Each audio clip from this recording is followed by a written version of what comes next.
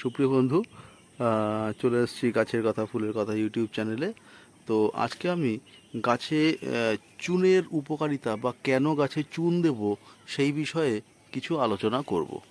মূলত গাছে চুন কিন্তু একটি খুবই গুরুত্বপূর্ণ বিষয়। চুন কিন্তু ক্যালসিয়ামের ঘাটতি পূরণ করে, আবার সাথে সাথে চুন দিলে কিন্তু শাকসবজি বা যেগুলো আমরা ফলমূল এই ধরনের গাছে কিন্তু নাইট্রোজেনের শোষণ ক্ষমতাও বৃদ্ধি করে। তো সেই জন্য গাছে চুন কিন্তু একটি খুবই গুরুত্বপূর্ণ বা অত্যাবশ্যকীয় মৌল। মূলত দেখবেন অনেক সময় দেখা যায় লেবু ফেটে যাচ্ছে, ফল অপরিপক্ক অবস্থায় ঝরে পড়ছে। দেখা যাচ্ছে আপনি লাউ গাছ লাগিয়েছেন, লাউয়ের জালি ঝরে পড়ছে, ছোট ছোট বেগুন অপরিণত হয়ে ঝরে যাচ্ছে, লঙ্কার পাতা কুঁকড়ে যাচ্ছে, বা বিভিন্ন ফল হয়তো দেখা যাচ্ছে বোটা শুকিয়ে পড়ে যাচ্ছে। তো এই সব বিভিন্ন ধরনের সমস্যা কিন্তু ক্যালসিয়ামের জন্যই হয়ে থাকে। তো সেই জন্য ক্যালসিয়ামের ঘাটতি দূর করতে হলে গাছে আমাদের অবশ্যই চুন প্রয়োগ করতে হবে। তাহলে চুন প্রয়োগ করব কিভাবে সেই বিষয়গুলো একটু জেনে নেওয়া যাক। মূলত দুটি উপায়ে আমরা চুন প্রয়োগ করতে পারি।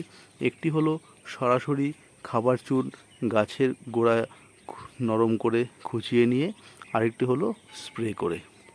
তো গাছের গোড়ায় কীভাবে সরাসরি প্রয়োগ করবো আমি একটু দেখিয়ে দিই। বন্ধু, আমি বাজার থেকে কিনে আনা কিছু চুন নিয়ে এসেছি এবং কিছু দলা অল্প সামান্য আছে, তবে বেশিরভাগটাই গুঁড়ো। তো গুঁড়ো চুনকে আমি কীভাবে ব্যবহার করব সেটি আপনাদের সাথে একটু শেয়ার করছি। প্রথমে দেখুন, এই টবের গাছটি আমাকে এই গোড়াগুলোকে ভালো করে একটু নিড়িয়ে নিতে হবে।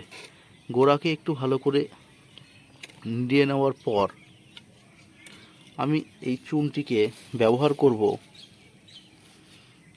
হাফ চামচ পরিমাণে।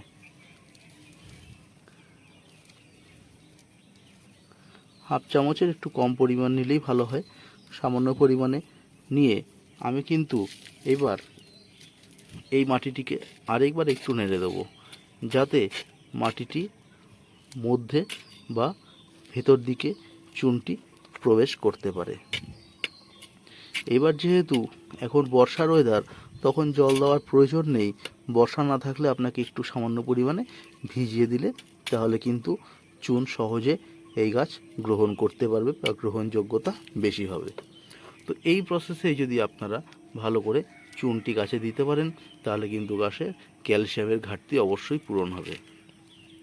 আর যদি আপনারা জলে গুলে দিতে চান, তাহলে আপনাকে 1 লিটার জলে 1 চামচ পরিমাণ আপনাকে নিতে হবে।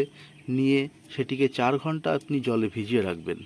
4 ঘন্টা জলে ভিজিয়ে রাখার পর তারপরে যে জলটি হবে, সেই জলটিকে আপনি উপর থেকে নিয়ে পাতলা জলটিকে আপনি গাছে সুন্দরভাবে স্প্রে করবেন। অর্থাৎ সেক্ষেত্রে স্প্রেয়ারের মধ্যে আপনারা ঢেলে নিয়ে, যখন রোদ থাকবে না, রোদ পড়ন্ত বিকেলে বা রোদ ওঠার আগে সকালে আপনারা গাছে সুন্দরভাবে স্প্রে করে দিতে পারেন।